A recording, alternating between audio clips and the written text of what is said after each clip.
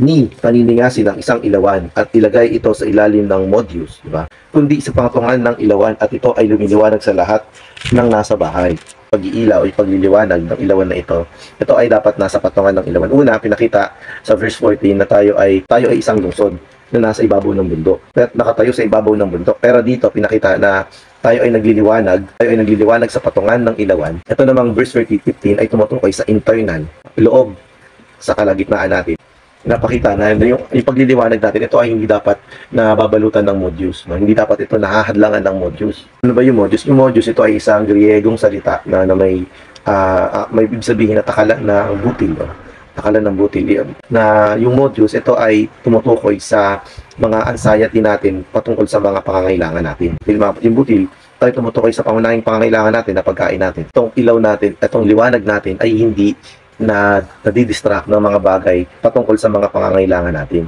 Sa mundong ito, alam naman natin na lahat tayo ay may pag-aalala, mga anxiety patungkol sa mga anong kakainin ko bukas, sa aking trabaho, sa aking lahat ng mga bagay na patungkol sa ating mga pangangailangan. Napakita ng Panginoon na ito ay humahadlang sa pagliliwanag natin. Pagliliwanag na ito, dapat na-overcome nito yung mga bagay ng ating mga pangangailangan. Dapat tayo magliwanag sa sanlibutan ito nang hindi tayo nagagapi ng mga bagay ng sanlibutan. So, hindi dapat naokupahan ng modyus. Anxiety sa pamamagitan ng mga pangangailangan. At sabi ng Panginoon, ito ay isang hadlang sa pagliliwanag natin. Ito ay tumutukoy din sa mga bagay ng sanlibutan na kung saan dapat tayo yung nag-overcome dito. Dapat tayo yung nagliliwanag dito. Hindi ito yung tumatakip sa ating pagliliwanag. Kaya napakahirap para sa atin mga kapatid na unahin yung Panginoon kung tayo ay masyadong nag-aalala sa mga bagay ng mga anxiety natin. So dito tayo ay pinapaalalahanan na dapat tayo ay nag-overcome sa mga bagay ng mga anxiety natin, yung mga bagay na pangangailangan natin. Purihin yung Panginoon. No, kundi sa patungan ng ilawan at ito ay lumiliwanag sa lahat ng nasa bahay. Yung patungan ng ilawan, binanggit din ito sa Revelation, no? Sa Revelation. Yung patungan ng ilawan, ito ay sumisimbolo sa Ecclesia. Diba? So, dapat yung ating pagliliwanag, di ba, ito ay nasa loob ng Ecclesia at ang pagliliwanag na ito ay umuuko pa sa loob ng bahay. No? Pinakikita na yung pagliliwanag na pinakita sa chapter 14, no? Lumiliwanag siya sa labas at ito din ay lumiliwanag sa loob. No? So, hindi to panlabas lang, kundi ito ay panlabas at panloob na pagliliwanag. Diba? Sa ating karanasan, mga kapatid, kailangan natin maging watchful. Ako ba ay nagliliwanag sa karanasan? Ako ba ay nagliliwanag kasama ng Ecclesia bilang isang lungsod na lumiliwanag kasama ng Ecclesia na nasa ibabaw ng mundo? At ako din ba ay nagliliwanag na sa loob ng aking karanasan na hindi nababagabag ng mga bagay ng sanlibutan, ng mga bagay ng salapi sa aking mga pangunahing pangangailangan? Na ito ay parehas na dapat natin na-overcome, na dapat tayo ay lumiliwanag sa kasama ng Ecclesia at lumiliwanag din sa loob ng ating karanasan, mga kapatid. Verse 16, sa gayon, hayaan ang inyong ilaw na lumiwanag sa harap ng mga tao upang sila ay makakita ng inyong mabubuting gawa at luwalhatiin nila ang inyong Ama na nasa mga kalangitan.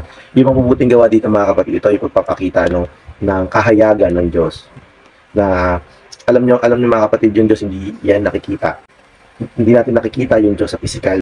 Pero ang Diyos ay nakikita sa pamamagitan ng Ecclesia. Sa pamamagitan ng mga tao na nananampalataya sa Panginoong Yesus, hindi nila nakikita yung Diyos. Kapag tayo ay kumikilos at nagliliwanag, ito rin ay kahayagan ng Diyos. Alam naman natin yung source ng liwanag, ito ay ang Diyos. At ang Diyos na ito ay nagliliwanag sa loob natin. At ito ang pagliliwanag ay naihahayag natin. Sa paghahayag natin ng liwanag na ito, hindi natin hinahayag yung ating mga sarili, kundi hinahayag natin yung Diyos mismo. At pag naihayag natin yung Diyos mismo, hindi nila naman nakikita na yung kapatid na ito yung nagligtas sa akin, hindi ganoon. Kundi kapag sila ay nakatanggap ng pagliliwanag, ang alam nila, nakikita nila na yung liwanag na ito ay buhat sa Diyos. At nakikita nila yung Diyos sa pamamagitan natin. Kaya yung kahayagan, yung paghahayag natin ng pagliliwanag na ito, mga kapatid, hindi ito sa pamamagitan ng ating sarili, kundi ito ay sa pamamagitan ng Diyos. No? Kaya yung Diyos, dapat hindi ito nahahadlagan, dapat ito nahahadlangan ng ating mga anxiety, kundi ito dapat ay malayang lumiwanag sa ating karanasan, sa ating mga sarili. No? At eventually, ito ay magiging kahayagan sa loob ng Ecclesia sa pamamagitan ng lahat ng mga banal. No? At ito ay nakapwesto sa ibabaw ng bundok, mga kapatid.